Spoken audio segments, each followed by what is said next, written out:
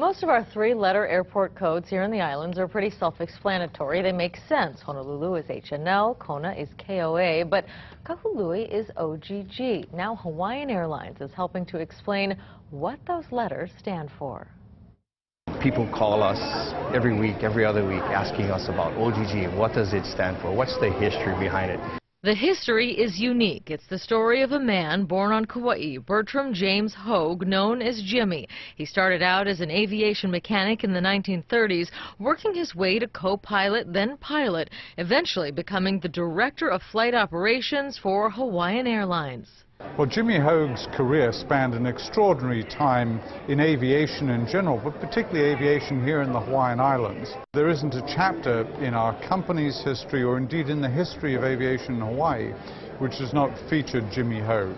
Hogue was on the flight that carried the first inter-island mail, and he flew in the days following the Pearl Harbor attacks at great risk to himself. In 1946, the FAA gave the islands those familiar three-letter codes and decided to name Kahului after Hogue, given how instrumental he was to aviation in the islands. They offered to name it after him, and H-O-G-G. So do they name it H-O-G or O-G-G? Well, Jim thought about it. He says OGG is the way to go. And that's how it came to be. Now passengers at Kahului will be able to see that story come alive in a new airport exhibit.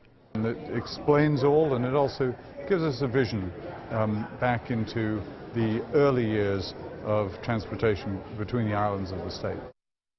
So now you know. All told, Jimmy Hogue dedicated 41 years of his life to the aviation industry. He died in 1992 at the age of 84.